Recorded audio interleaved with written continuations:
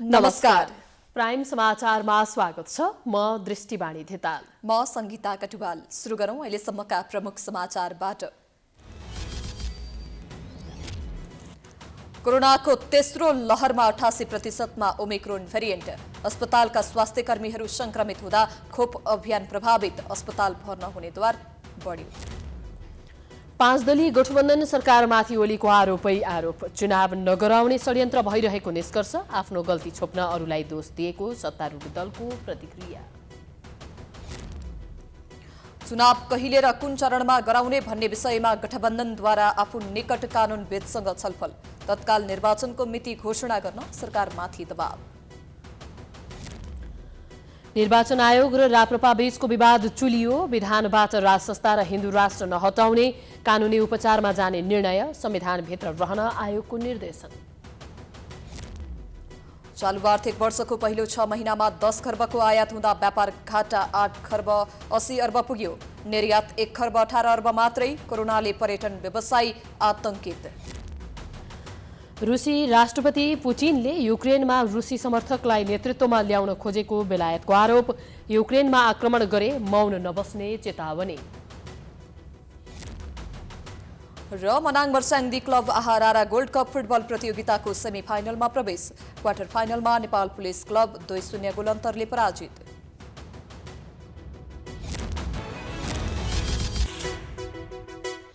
अब समाचार विस्तारमा। नेपालमा आज कोरोना संक्रमित थपिने संख्या घटेको छ। संक्रमण दर पनि 37%मा खुम्चिएको छ। तर संक्रमित मध्ये 88%मा ओमिक्रोन भेरिएन्ट पुष्टि हुने गरेको खुलासा भएको छ। ओमिक्रोन समुदाय स्तरमा पुगिसकेकाले केही दिन भयावह भन्ने देखिन्छ। एक रिपोर्ट। पछिल्लो पटक 32 जना कोरोना संक्रमितको जीन सिक्वेन्सिङ गरेकोमा 28 जनामा ओमिक्रोन भेरिएन्ट पुष्टि भएको छ, जुन 88% हुन आउँछ। बाँकी 8 जना अर्थात् 12%मा डेल्टा भेरिएन्ट देखिएको स्वास्थ्य तथा जनसङ्ख्या मन्त्रालयले जनाएको छ। नेपालमा पनि डेल्टा भेरिएन्टलाई ओमिक्रोनले प्रतिस्थापन गरेकोले स्वास्थ्य मापदण्ड कडाइका साथ पालना गर्न मन्त्रालयले आग्रह गरेको छ। 88% ओमिक्रोन भेरिएन्ट रहेको पाइएको छ। यसले विश्वव्यापी रूपमा डेल्टा भेरिएन्टको संक्रमणलाई ओमिक्रोन भेरिएन्टले प्रतिस्थापन गरे जस्तै नेपालमा समेत सोही अवस्था देखिएको छ। त्यसैले हामी सबै सतर्क रहौं र जनस्वास्थ्यका मापदण्डहरूको पूर्ण रूपमा पालना गरौं र गराउँ।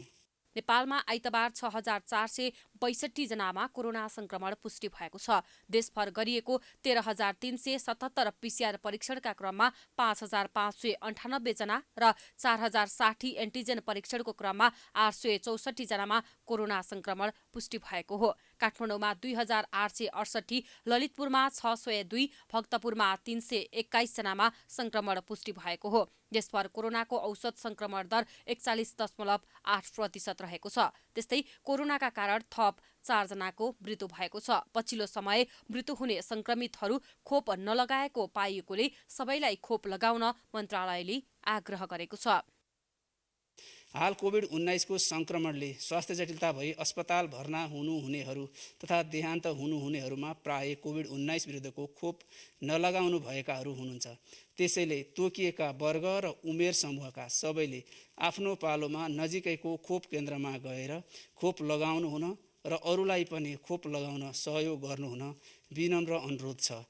खोप लगाउन जाँदा सबैले जनस्वास्थ्यको मापदण्डको पूर्ण रूपमा पालना गरौँ र गराउँ। मन्त्रालयका अनुसार विगत 24 घण्टामा 49473 जनाले खोप लगाएका छन्। 18 वर्षमाथिका 64%लाई पहिलो मात्रा र 65%ले दुवै मात्रा खोप लगाएका छन्। 12 देखि 17 वर्षका 79%ले पहिलो मात्रा र 55%ले दोस्रो मात्रा खोप लगाइसकेका छन्। कुल जनसङ्ख्याको 61%ले पहिलो मात्रा र 55%लाई दोस्रो मात्रा दिएको मन्त्रालयले जनाएको छ। विगत 24 घण्टामा थप 1416 संक्रमित निको भएका छन्। हाल नेपालमा 77040 सक्रिय संक्रमित रहेका छन्। पछिल्लो समय कोरोना संक्रमण दर वृद्धि हुँदै गएको छ।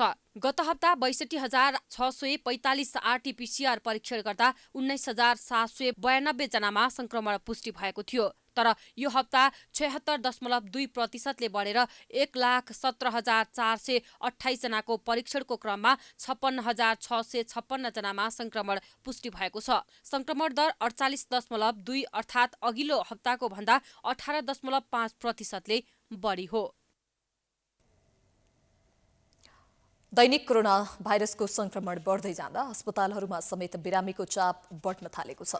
अस्पतालमा भर्ना हुने बिरामी मध्ये कोभिड-19 विरुद्धको दुवै मात्रा खोप लगाएका बिरामी समेत छन्। तर अधिकांश अस्पतालमा स्वास्थ्यकर्मी संक्रमित हुने दर बढेसँगै सेवा प्रभावित हुन थालेको छ।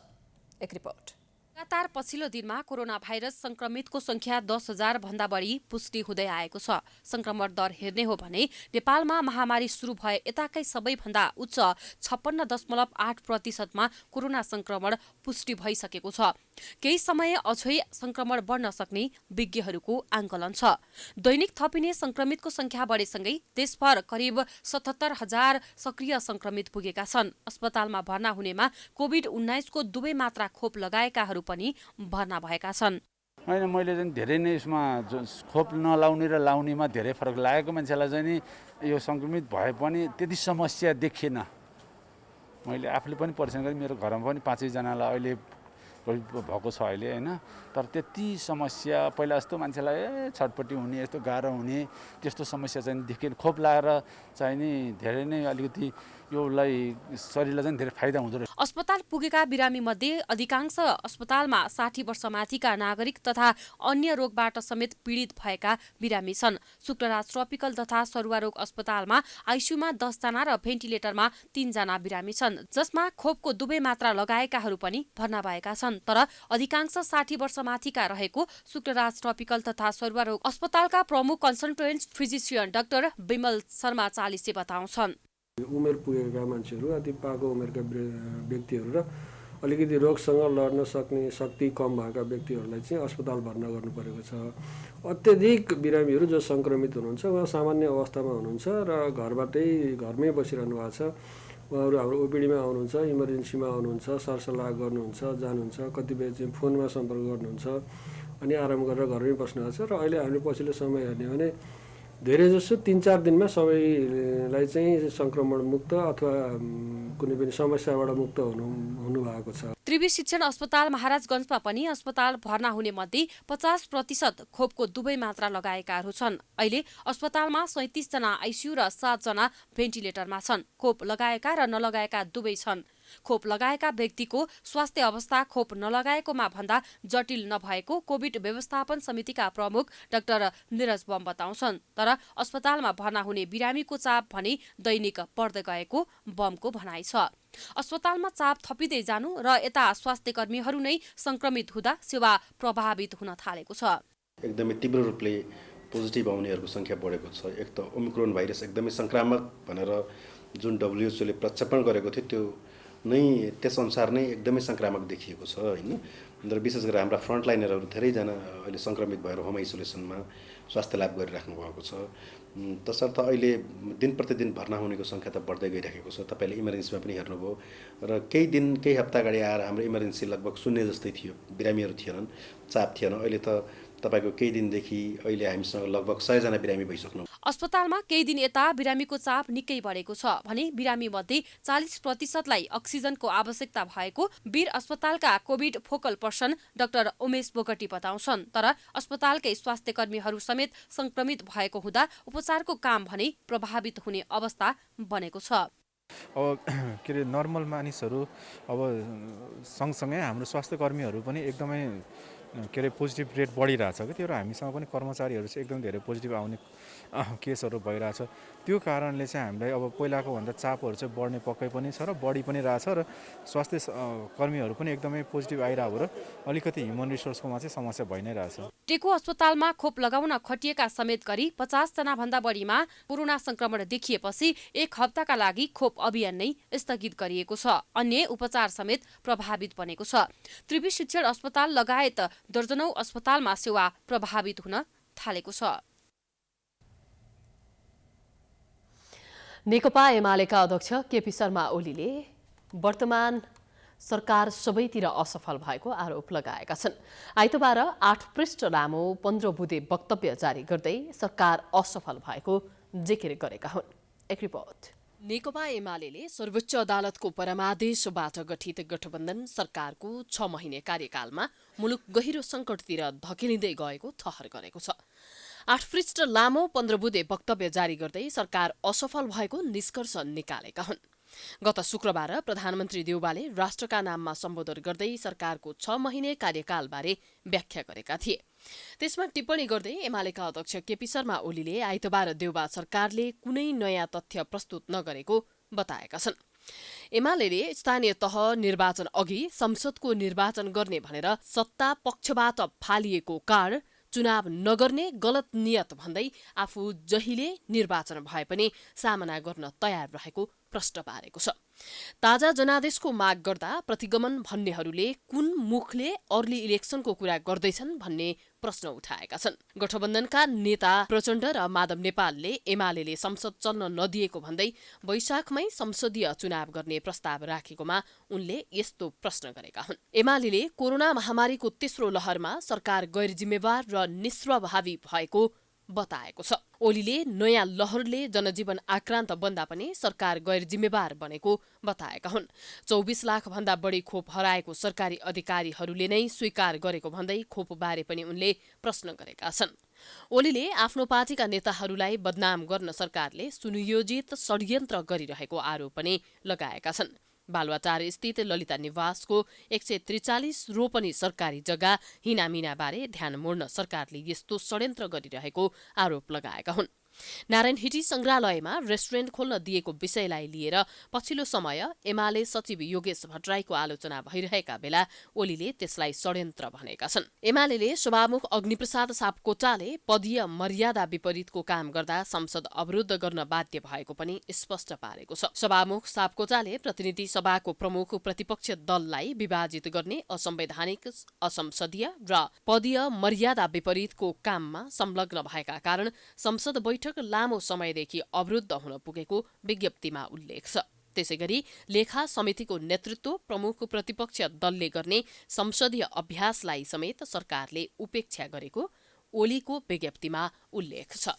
ओलीले भारतले लिम्पियाधुरा, लिपुलेक र कालापानी लगायत नेपाली भूभागमा भारतले एकतर्फी संरचना निर्माण गरिरहँदा सरकार मुखदर्शक बनेर निरहिता प्रकट गरेको बताएका छन्। त्यसैगरी 5 दलीय गठबन्धनका नेतृत्व गरेका शेरबहादुर देउबा नेतृत्वको सरकारका कारण अर्थतन्त्रका सबै सूचकले गम्भीर अनिष्टको संकेत गरेको टिप्पणी गरिएको छ। कांग्रेस नेतृत्वको 5 दलीय गठबन्धनले न्यायालयलाई पंगु बनाएको आरोप ओलीले लगाएका छन्। आफ्नो सरकार हटाउने न्यायालय अन्ततः आफै भासमा परेको समेत टिप्पणी गरेका छन्।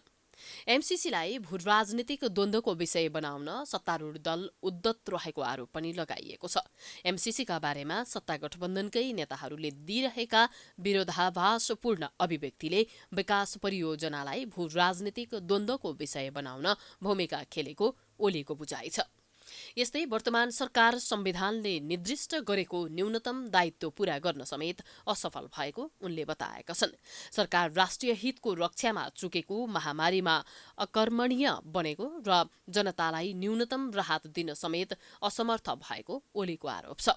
वर्तमान सरकारका कारण राज्यका 3वटा अङ्गहरू संकटोन्मुख रहेको र यसले मुलुकलाई असफलताको दिशातिर धकेल्ने जोखिम पैदा भएको विज्ञप्तिमा जनाइएको छ।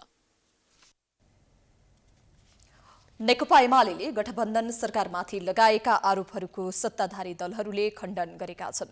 एमाले अध्यक्ष ओलीको वक्तव्यलाई सत्ता गठबन्धनका नेताहरूले प्रतिपक्षले झुटको खेती गरेको प्रतिक्रिया दिएका छन्। तर एमाले नेताहरूले भने ओलीको वक्तव्यको बचाउ गरेका छन्। एक रिपोर्ट। प्रमुख प्रतिपक्ष नेकपा एमाले सत्तारूढ 5 दललाई स्थानीय तहको चुनाव पर धकेल्न खोजेको र वैशाखमा नगराउने मनसायबाट प्रेरित भएको आरोप लगाएको छ। तर उता सत्तारूढ नेपाली कांग्रेसका नेताले एमाले अध्यक्ष ओलीको वक्तव्यलाई झुटको पुलिन्दाको संज्ञा दिँदै एमाले कहिले पनि चुनावको पक्षमा नरहेको र 6 महिनाको बीचमा 2 पल्ट प्रतिनिधि सभा विघटन गरेको, पुनस्थापित प्रतिनिधि सभालाई काम गर्न नदिई विघटनलाई सही थियो भनेर पुष्टि गर्न खोजेको आरोप लगाएका छन्।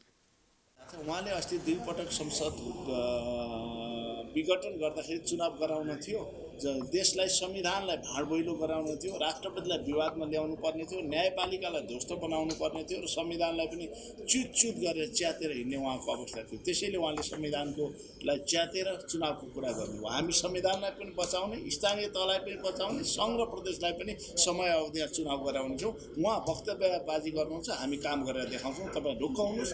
काङ्ग्रेसले मात्रै 20 वर्ष पछाडि स्थानीय तहको चुनाव गराएको, उहाँहरूले गराउन नसकेको चुनाव। हामीले मात्रै संविधान सभाबाट संविधान निर्माण गरेर सङ्घ प्रदेश र स्थानीय तहको चुनाव शेरबहादुरकै नेतृत्वमा हिजो पनि भएको, आज पनि गर्छौँ, भोलि पनि गर्छौँ। तपाईँलाई विश्वास दिलाउन चाहन्छु। सत्ता गठबन्धनको अर्को साझेदार नेकपा एकीकृत समाजवादीले विगतमा आफूले गरेका गल्ती ढाकछोप गर्न अहिलेको सरकारमाथि ओलीले अनावश्यक आरोप लगाएको तर्क गरेको छ। समाजवादीका उपमहासचिव डाक्टर गंगालाल तुलाधरले ओलीको विज्ञप्तिको कुनै औचित्य नरहेको प्रतिक्रिया दिएका छन्। आफूमाथि पर्नका निम्ति गरेको प्रयत्न भन्दा केही पनि होइन। त्यो 2 पटक चाहिँ उहाँले प्रतिनिधि सभा विघटन गरेको चाहिँ म नै राज्य हुँ भन्ने हिसाबले चाहिँ एउटा सर्वसत्तावादी शैलीबाट कसैलाई पनि नसोधिकन र कुनै अप्ठ्यारो नपर्दाखेरि पनि उहाँले 2/3 मेजोरिटीको सरकारलाई केही अप्ठ्यारा बाधा व्यवधानहरू केही पनि थिएन। जस्तो यति बेला हामीलाई चाहिँ कुराकानी गर्नुहुन्छ भने उहाँहरूकै कारणले गर्दाखेरि बाधा व्यवधान छ। संसद चल्न सकिरहेको छैन होइन, उहाँहरूले तलभत्ता मजाले खाइराख्नु भएको छ, संसद चलिरहेको छैन र संसद नचल्दा के भएको छ भन्ने कुरा यहाँहरूले देखिराख्नु भएको छ। तर नेकपा एमालेका नेता खगराज अधिकारीले भने अध्यक्ष ओलीको वक्तव्य यथार्थपरक भएको दावी गरेका छन्। वक्तव्यमा भनिए जस्तै स्थानीय तहको निर्वाचनलाई विभिन्न बहानामा पर धकेल्न खोजेको र प्रतिनिधि सभाको निर्वाचन 2079 वैशाखमा गर्ने भनेर गठबन्धनले कार्ड मात्र फ्याँकेको अधिकारी बताउँछन्। गठबन्धनको यो प्रस्ताव कुनै असल मनसायले नभई स्थानीय तहको निर्वाचनलाई पर धकेल्ने र मुलुकलाई राजनीतिक अन्योल सृजना गर्ने गलत नियतका साथ अगाडि सारिएको भनाइ छ। एकैचोटि संविधान प्रतिनिधि सभाको चुनाव र अनि स्थानीय प्रदेशको चुनाव गर्नेसम्म कुरा गरे भनेपछि यही कुरा गर्दा हामीलाई हिजो प्रतिगामी भन्ने आज यो कुरा उठाउँदा जनतासँग क्षमा माग्नु पर्दैन। यस्तो किसिमको अवसरवाद चरम रूपमा लुट खसुल गर्ने काम भइरहेको छ। यी कुराहरू हामीले बोल्न सक्छौँ। नेपाली कांग्रेसले भने सभापति शेरबहादुर देउबा नेतृत्वको सरकारले नै संविधान अनुसार तोकिएकै मितिमा स्थानीय तहको निर्वाचन गराउने दावी गरेको छ। कांग्रेसले ऐन, नियम र संविधानको प्रतिकूल हुने गरी वर्तमान सरकारले कुनै काम नगर्ने पनि प्रष्ट पारेको छ। प्राइम एचडीका लागि हरिशरण तिमल सिन्हाको रिपोर्ट। विभिन्न विद्यार्थी संगठनहरूले विद्यार्थीबाट अतिरिक्त शुल्क असुल्दै आएको भन्दै सिनामङ्गल स्थित काठमाडौँ मेडिकल कलेजमा तालाबन्दी गरेका छन्। आइतबार नेपाल विद्यार्थी संघ, अखिल क्रान्तिकारी एकीकृत समाजवादी निकट अनेरा सुबिउ लगायत विद्यार्थी संगठनले संयुक्त रूपमा कलेज प्रशासनमा तालाबन्दी गरेका हुन्। सरकारी प्रतिनिधि सामु तोकेभन्दा बढी शुल्क नलिने सहमति गरे पनि कलेज भने अतिरिक्त शुल्क असुल्दै आएको आरोप विद्यार्थी संगठनले लगाएको छ। तालाबन्दीका क्रममा विद्यार्थीहरूले कलेजमा तोडफोड समेत गरेका छन्। तालाबन्दीपछि आयोजित विरोध सभामा अखिल क्रान्तिकारीकी अध्यक्ष पञ्जा सिंहले मेडिकल शिक्षामा भइरहेको लुटतन्त्रको सदैव विरोध गरिने बताएकी छिन्। अतिरिक्त शुल्क लिने निर्णय फिर्ता नभएसम्म आफूहरूको आन्दोलन नरोकिने सिंहको भनाइ छ।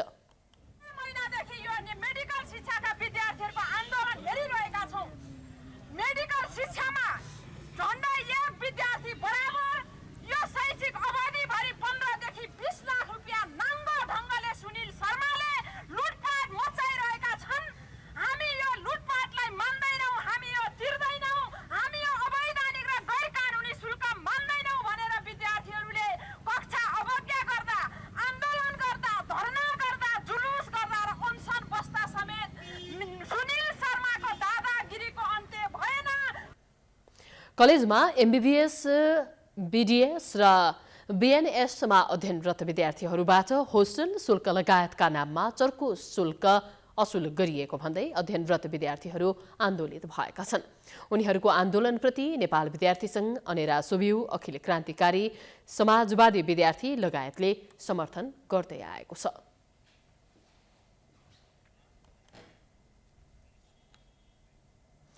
समाचारको सिलसिला जारी छ। हामी विश्रामपछि आउँछौँ। बाँकी समाचारको साथमा विश्रामपछि स्वागत छ। अब बाँकी समाचार। सत्ता गठबन्धनले स्थानीय तह निर्वाचनबारे कानूनविदहरूसँग छलफल गरेको छ। प्रधानमन्त्रीको सरकारी निवास बालुवाटारमा आइतबार भएको छलफलमा कानूनविदहरूले संविधानसँग माझिएको कानून संशोधन गर्न सुझाव दिएका छन्। छलफलपछि सरकारका प्रवक्ता एवं सञ्चार मन्त्री ज्ञानेन्द्र बहादुर कार्कीले कानूनविदहरूले संविधानसँग बाँझिएको कानून संशोधन गर्न सुझाव दिएको बताए। मन्त्री कार्कीले गठबन्धन सरकार संविधानको मर्म र भावना बमोजिम नै निर्वाचन गर्ने गरी अघि बढ्ने दावी गरे। 2073 को दफा 3 र संविधानको धारा 225 बाजिएको देखिएकोले संविधानको धारा 1 अनुसार यस संविधानसँग बाजिएको कानुन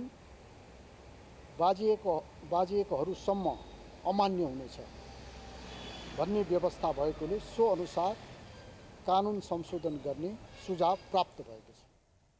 वरिष्ठ अधिवक्ता रमण श्रेष्ठले संविधानको व्यवस्था नै मुख्य भएकाले आवश्यकता अनुसार संसदबाट संविधान बमोजिम कानून संशोधन गरेर अघि बढ्न सुझाव दिएको बताए। अहिलेको कानून संविधानको प्रतिकूल जस्तो देखिएको श्रेष्ठको भनाइ छ। संविधान प्रमुख कुरो हो। संविधानको धारा 225 ले क्लियर रूपमा के भनेको छ भन्दाखेरि स्थानीय तहको जुन निर्वाचन हुन्छ त्यो मितिले 5 वर्षको कार्यकाल हुन्छ र कार्यकाल समाप्त भएको मितिले 6 महिनाभित्र चुनाव गर्नुपर्छ भनेर लेखाएको छ। र कार्यकालको कुरो गर्दा 215 को धारा 6 ले पनि नगरसभा गाउँसभा सबैका पदावधि चाहिँ 5 वर्षकै हुनेछ भनेको छ। 220 को उपधारा 6 ले पनि जिल्ला समन्वय समितिका पदाधिकारीको कार्यकाल 5 वर्षै हुन्छ भनेको छ। अब जटिलता कहाँनिर भयो भने एकै चरणमा चुनाव भयो यो जटिलता हुँदैन थियो। अब चुनाव 3 चरणमा भयो।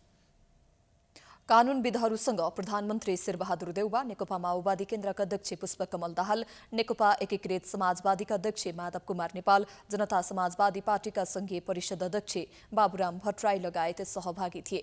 कानूनविदहरू भने सीमित संख्यामा सहभागी थिए।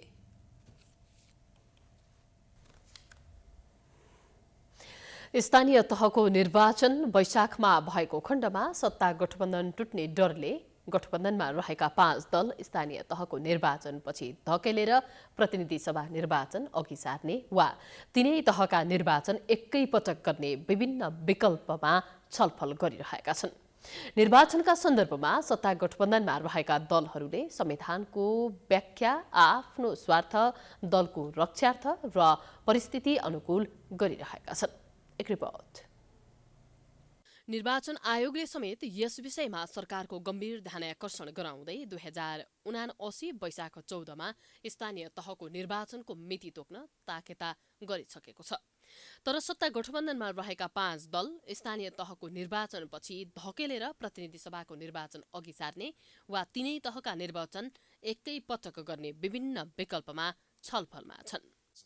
हामीले विभिन्न चरणमा चुनाव गरेर अभ्यास गरेका छौँ, त्यो एउटा चिज हो।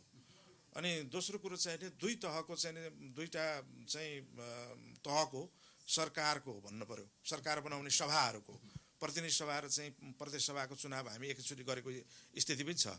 अब रह्यो चाहिँ स्थानीय चुनाव, त्यसो भए एकैचोटि गर्दा के हुन्छ त भनेर हामीले त्यसको बारेमा पनि छलफल गरिरहेका छौँ।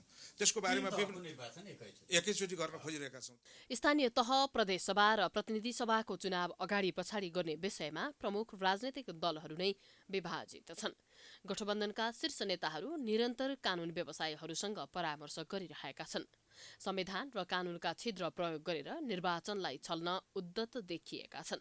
संविधानको भावना र मर्म विपरीत सत्ता स्वार्थमा गठबन्धनले स्थानीय तहको भन्दा पहिलो प्रतिनिधि सभाको निर्वाचन गराउने प्रयत्न गरिरहेको छ।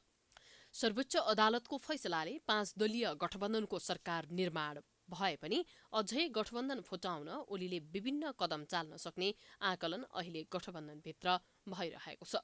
गठबन्धन भत्किएको खण्डमा माओवादी केन्द्रले एमालेसँग सहकार्य गर्न सक्ने आशंका देउबाको छ। कांग्रेसभित्रकै कतिपय नेताहरू समेत गठबन्धन सहित जाँदा आफ्नो सीट सुरक्षित हुने जोड घटाउ गरिरहेका छन्।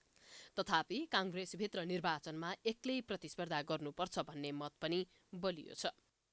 सर्वोच्च अदालतको परमादेशबाट अहिलेको सरकार जसरी स्थापित भएको छ, त्यसकारण यो गठबन्धन लामो समय जान्छ, यसले लामो समयसम्म यही गठबन्धन रहन्छ भन्ने पनि होइन। म त व्यक्तिगत कुरा गर्नुहुन्छ भने गठबन्धन निर्वाचनभन्दा पछाडि जान सक्दैन। राष्ट्रिय सभाको निर्वाचन सम्पन्न गरिसके पछाडि गठबन्धनका दलहरू आफ्नो बाटो लाग्नुपर्छ र नेपाली काङ्ग्रेसले केही निश्चित नेताहरूका कुराहरू जस्तै केही नेताहरू ल्याउनु पर्ने सदनमा जरुरी छ भने त्यसका सवालमा 2-4 जना 10-12 जना नेताहरू ल्याउने कुरा एउटा होला सहमतिका माध्यमले। तर समग्रमा नेपाली काङ्ग्रेसले गठबन्धन गरेर न आजसम्म बहुमत ल्याएको छ न अब ल्याउन सक्छ। त्यसकारण नेपाली काङ्ग्रेस एक्लै र आफ्नै बलबुतामा चुनाव लड्न चाहन्छ। गठबन्धन बिना निर्वाचनमा जाँदा आफै पनि असुरक्षित हुने भएले माधव कुमार नेपाल र पुष्पकमल दाहाल प्रचण्डलाई सताइरहेका कारण निर्वाचनमा जान डराइरहेका छन्। स्थानीय तह निर्वाचन अगाडि गर्दा र गठबन्धन टुट्दा संसदीय निर्वाचनमा असर पर्ने उनीहरूको बुझाइ छ। केन्द्रमा नेताहरूका बीच समीकरणको सहमति भए पनि स्थानीय स्तरमा त्यसको कार्यान्वयन नहुने खतरा प्रचण्डले देखेका छन्। यसैकारण माओवादी केन्द्रले स्थानीय तहको निर्वाचन प्रतिनिधि सभाको भन्दा पछि गर्नुपर्ने रटान लगाइरहेको छ। गठबन्धनको सहयोगमा पार्टीको भविष्य सुरक्षित बनाउने दाउको पर्खाइमा बसेका माधव कुमार नेपाल तीनै तहको निर्वाचन एकैपटक गर्ने अडानमा छन्। नेपाल बार एसोसिएसनका पूर्व अध्यक्ष वरिष्ठ अधिवक्ता शेरबहादुर केसीले सरकारले अविलम्ब स्थानीय तहको निर्वाचनको मिति घोषणा गर्नुपर्ने बताएका हुन्।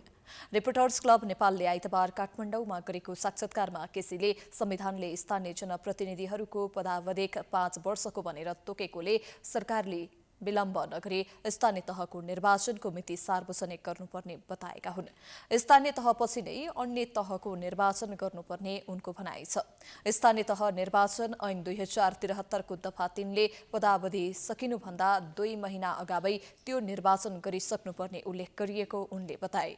उनले एक दिन पनि स्थानीय तहको सरकार खाली राख्न नहुने तर्क गरेका छन्। 2079 निर्वाचनको वर्ष भएकोले सरकारले प्रक्रियागत रूपमा निर्वाचन गरेर जानुपर्ने पनि उनको सुझाव छ।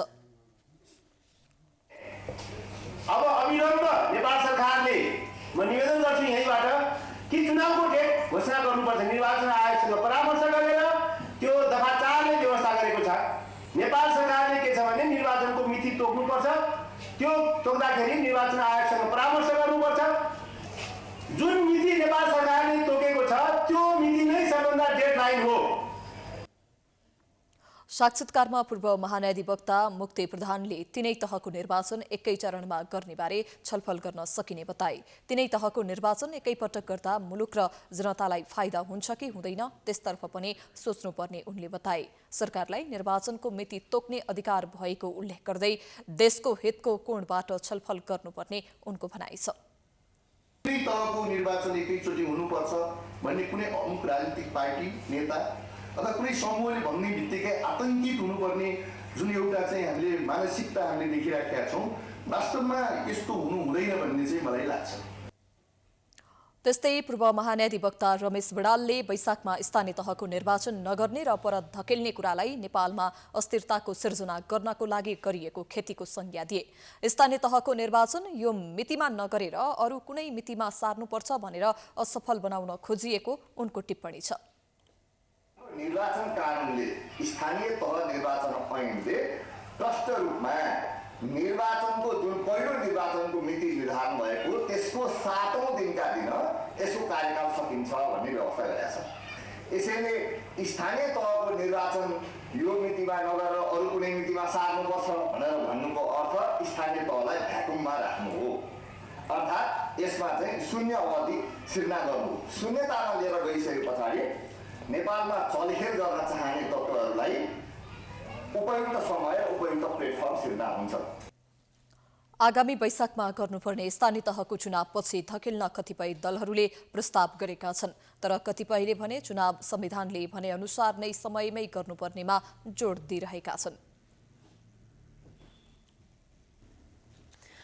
नेपालमा गणतन्त्र र धर्मनिरपेक्ष स्थापना भइसकेपछि पनि राजतन्त्र र हिन्दू राष्ट्रको एजेन्डा बोकिरहेका राष्ट्रिय प्रजातन्त्र पार्टीलाई संकट आइलागेको छ।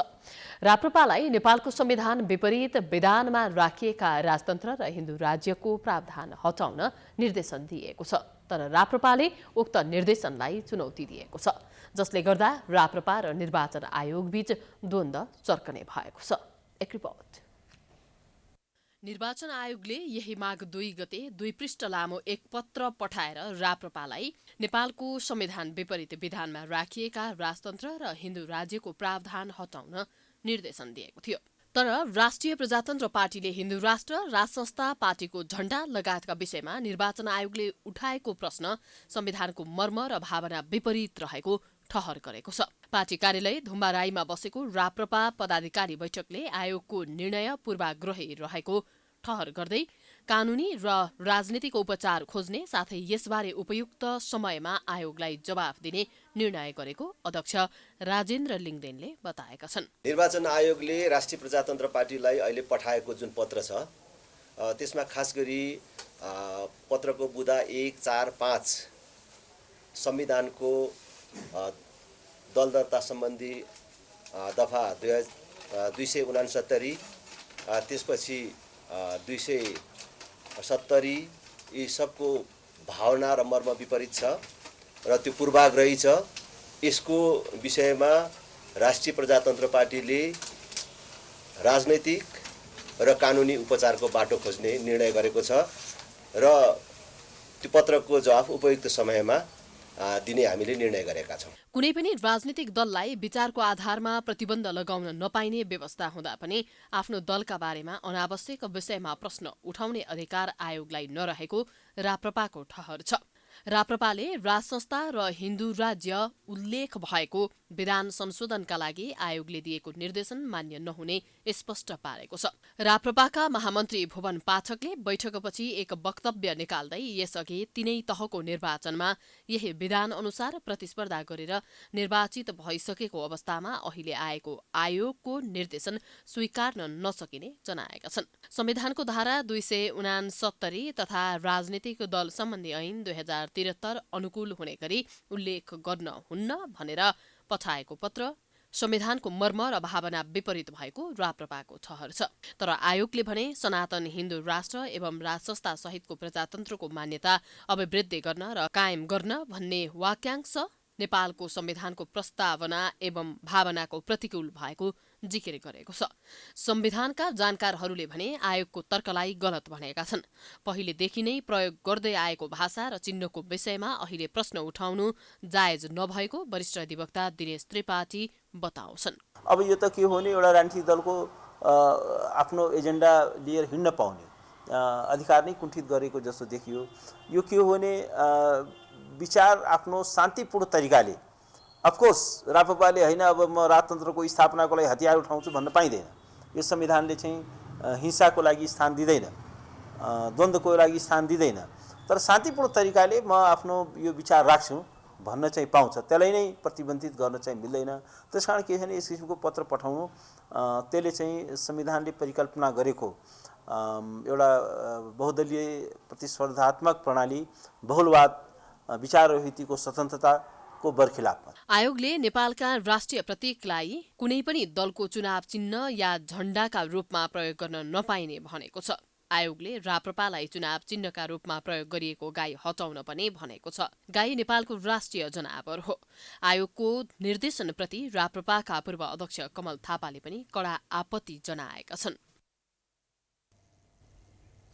समाचारको सिलसिला अझै जारी छ। हामी विश्रामपछि आउँछौं। बाँकी समाचारको साथमा विश्रामपछि पुनः स्वागत छ। अब आर्थिक समाचार।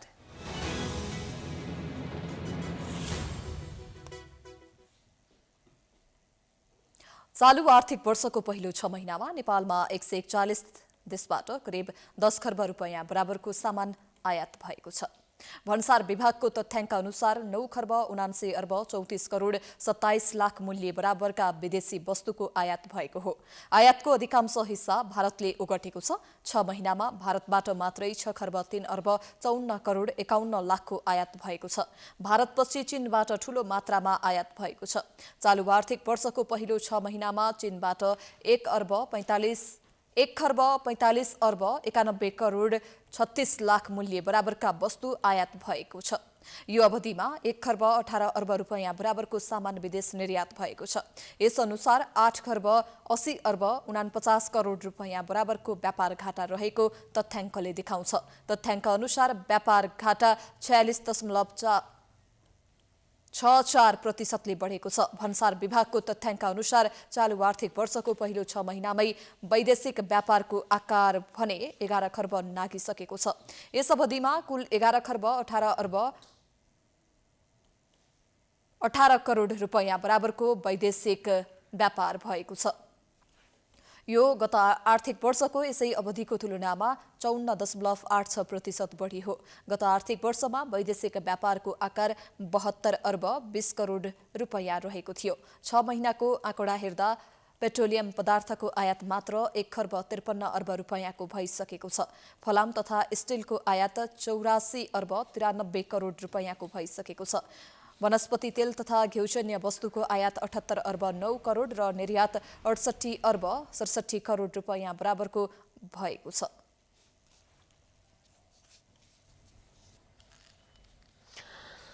कोभिड र नयाँ भेरिएन्ट ओमिक्रोनको त्रास बढ्दै गएपछि नकारात्मकतातिर गइरहेको पर्यटन क्षेत्रमा के हुने हो भन्ने आशंका सुरु भएको छ। यातायातमा जोरबिजोर प्रणाली त सुरु भइसकेको छ। कतिपय अवस्थामा लकडाउनका हल्लाहरू पनि आइरहेका छन्। यता पर्यटन व्यवसायीहरू भने लकडाउन नगरी स्वास्थ्य प्रोटोकल अपनाएर व्यवसायिक गतिविधि सुचारू गर्नुपर्ने माग गरिरहेका छन्। भ्याक्सिन लगाएर भित्रने पर्यटकलाई आउन दिनुपर्ने भन्दै व्यवसायीले एकीकृत सरकारी कार्यनीतिको खाँचो औल्याएका छन्। एक रिपोर्ट। कोभिड-19 सँगै नयाँ भेरिएन्ट ओमिक्रोनका कारण विश्व महामारीमा रहेका बेला पर्यटन व्यवसायीले भने आर्थिक सँगसँगै पर्यटकीय गतिविधि बन्द गर्न नहुने बताएका छन्। पूर्व सावधानी अपनाउँदै पर्यटकीय र व्यावसायिक काम निरन्तर अगाडि बढाउनु पर्ने व्यवसायीहरूको मत छ। ढुक्क नभई पर्यटकहरू घुम्न आउने अवस्था नरहने तर नेपालको साहसिक पर्यटनमा पर्यटकहरू आउन चाहिरहेको उनीहरूको दाबी छ।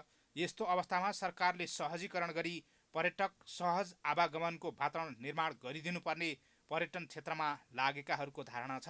यथास्थितिमा जस्तै पर्यटकको सङ्ख्या नआए पनि स्वास्थ्य प्रोटोकल पालना गरी पर्यटकीय गतिविधि सुसञ्चालन हुन सक्ने उनीहरूको मत छ।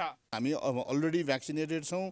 हामी अलरेडी बुस्टर डोज कति साथीहरूले चाहिँ आफ्नै सम्पर्कबाट लगाइसकेका अवस्था पनि छ। त्यसकारणले अब लकडाउन गर्न चाहिँ कुनै हालतमा नै हुँदैन र जुन प्रिकर्सन लिएर चाहिँ हामीले सर्भिस दिने कुरामा जुन ट्राभल टुरिज्म खोल्ने कुरामा चाहिँ हामी यथा स्थितिमै लाग्नुपर्छ र अझ प्रिकर्सनका साथ अगाडि बढ्नुपर्छ।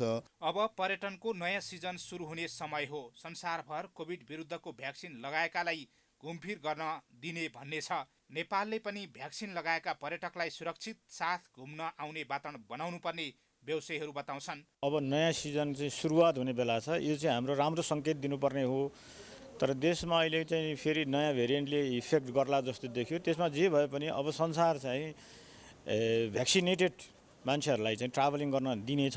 हामीलाई पनि अहिले जुन चलिरहेको छ गत हाम्रो स्प्रिङ अटममा जसरी चल्यो त्यसलाई यथावत गर्दै हाम्रो भ्याक्सिनेटेड टुरिस्टहरूलाई चाहिँ आउन दिने नै व्यवस्था गर्दै हाम्रो व्यवसाय सञ्चालन गर्नु उपयुक्त ठान्दछु। पर्यटक नेपाल आउने वातावरण बनाउन पनि सरकार र निजी क्षेत्रले उनीहरूलाई आश्वस्त पार्न सक्नुपर्नेछ। साहसिक पर्यटनका नेपालका गन्तव्यमा आउन यति बेला पनि पर्यटकहरू उत्प्रेरित देखिरहेका छन्। महामारी बढ्दै जाँदा त्रास त छ नै, तर सरकारी र निजी क्षेत्रको एकीकृत नीतिका साथ अगाडि बढ्नुपर्ने राय व्यवसायीको छ। पर्यटन लगायत सबै आर्थिक क्षेत्रका हामी स्टेक होल्डरहरूले आफ्नो आफ्नो काम त गरिरहेछौँ।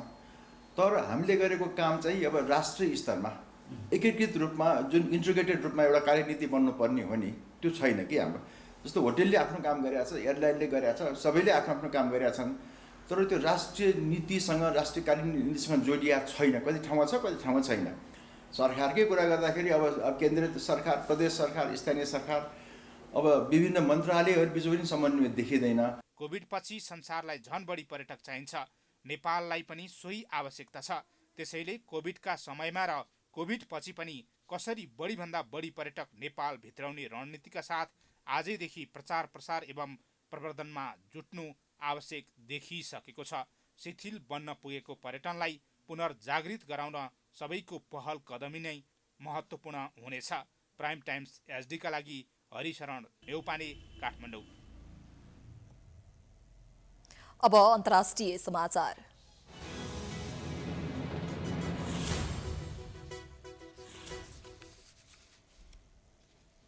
बेलायतले रुसी राष्ट्रपति भ्लादिमिर पुटिनलाई युक्रेनमा रुसी समर्थक व्यक्तिलाई नेतृत्वमा लैजाने षड्यन्त्रमा लागेको आरोप लगाएका छन्। युक्रेन मामिलामा अमेरिका र रुसबीच तनाव बढिरहेका बेला बेलायतले पनि रुसमाथि आक्रोश पोखेको हो। रुसले कुनै पनि हालतमा आफ्नो इसारामा चल्ने व्यक्तिलाई युक्रेन सरकारको प्रमुख बनाउन खोजेको बेलायतको ठहर छ। पूर्व युक्रेनी सांसद एभेन मुराएभलाई क्रेमलिनको सम्भावित उम्मेद्वारको रूपमा उठाउन असामान्य कदम भएको बेलायतको भनाइ छ। रुसले युक्रेनसँगको आफ्नो सिमानामा 1 लाख सेना तैनात गरेको छ, तर आक्रमणको योजनालाई भने अस्वीकार गरेको छ। बेलायती मन्त्रीहरूले रुसी सरकारले आक्रमण गरे गम्भीर परिणाम भोग्नुपर्ने चेतावनी दिएका छन्। बेलायतले युक्रेन मामिला समाधान गर्न कूटनीतिक रूपबाट अघि बढ्न रुसलाई सुझाव दिएको छ।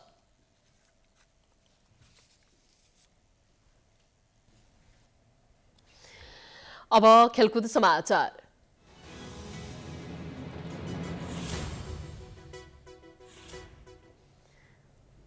मनाङ मर्स्याङ्दी क्लब 20औं संस्करणको आहारारा गोल्ड कप फुटबल प्रतियोगिताको सेमिफाइनलमा प्रवेश गरेको छ। आइतबार भएको खेलमा विभागीय टिम नेपाल पुलिस क्लबलाई 2-0 गोल अन्तरले पराजित गर्दै मनाङ अन्तिम 4 मा पुगेको हो। पोखरा रङ्गशालामा मनाङलाई जित दिलाउन रूपेश केसी र अफिज ओलावाले 1-1 गोल गरेका थिए। पहिलो हाफ गोलरहित बराबरीमा सकिएको खेल दोस्रो हाफमा भने मनाङले 2 गोल गर्न सफल भएको हो। खेलको 64औं मिनेटमा रूपेशले गोल गर्दै मनाङलाई सुरुवाती अग्रता दिलाएका थिए। ओलावालेको पासमा रूपेशले गोल गरेका हुन्। त्यसपछि खेलको 87औं मिनेटमा ओलावालेले गोल गर्दै मनाङलाई 2-0 को जित दिलाए। उनले पुलिसका 2 डिफेन्डरलाई बिट गर्दै उत्कृष्ट गोल गरेका हुन्। उनी म्यान अफ द म्याच समेत भए। अब मनाङले सेमिफाइनलमा त्रिभुवन आर्मी क्लब र 3 स्टार क्लब बीचको विजेतासँग खेल्नेछ। शनिबार भएको खेलमा विभागीय टोली एफिएफ बीवाईएसी मिनेसोटा युएसलाई 3-1 गोल अन्तरले हराउँदै अन्तिम 4 मा पुगिसकेको छ। सहारा क्लब पोखराको आयोजनामा जारी प्रतियोगितामा कुल 10 टिमको सहभागिता रहनेछ।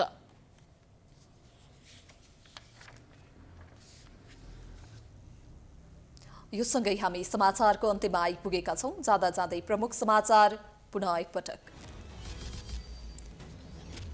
कोरोनाको तेस्रो लहरमा 88% मा ओमिक्रोन भेरिएन्ट। अस्पतालका स्वास्थ्य कर्मीहरू संक्रमित हुँदा खोप अभियान प्रभावित। अस्पताल भर्ना हुने दर बढ्यो। 5 दलीय गठबन्धन सरकारमाथि ओलीको आरोप चुनाव नगराउने षड्यन्त्र भइरहेको निष्कर्ष। आफ्नो गल्ती छोप्न अरूलाई दोष दिएको सत्तारूढ दलको प्रतिक्रिया। चुनाव कहिले र कुन चरणमा गराउने भन्ने विषयमा गठबन्धनद्वारा आफू निकट कानूनविदहरूसँग छलफल। तत्काल निर्वाचनको मिति घोषणा गर्न सरकारमाथि दबाव। निर्वाचन आयोग र राप्रपा बीचको विवाद चुलियो। विधानबाट राजसंस्था र हिन्दू राष्ट्र नहटाउने कानूनी उपचारमा जाने निर्णय। संविधानभित्र रहन आयोगको निर्देशन। चालु आर्थिक वर्षको पहिलो 6 महिनामा 10 खर्बको आयात हुँदा व्यापार घाटा 8 खर्ब 80 अर्ब पुग्यो। निर्यात 1 खर्ब 18 अर्ब मात्रै। कोरोनाले पर्यटन व्यवसायी आतंकित। रुसी राष्ट्रपति पुटिनले युक्रेनमा रुसी समर्थकलाई नेतृत्वमा ल्याउन खोजेको बेलायतको आरोप। युक्रेनमा आक्रमण गरे मौन नबस्ने चेतावनी। र मनाङ मर्स्याङ्दी क्लब आहारारा गोल्ड कप फुटबल प्रतियोगिताको सेमिफाइनलमा प्रवेश। क्वार्टर फाइनलमा नेपाल पुलिस क्लब 2-0 गोल अन्तरले पराजित।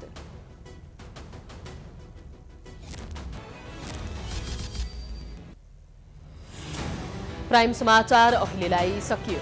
यसपछिको प्रस्तुति जनता जान्न चाहन्छन् कृषि थमलाको साथमा हेर्न सक्नुहुनेछ। हेर्दै गर्नुहोला प्राइम टाइम्स एसडी। नमस्कार।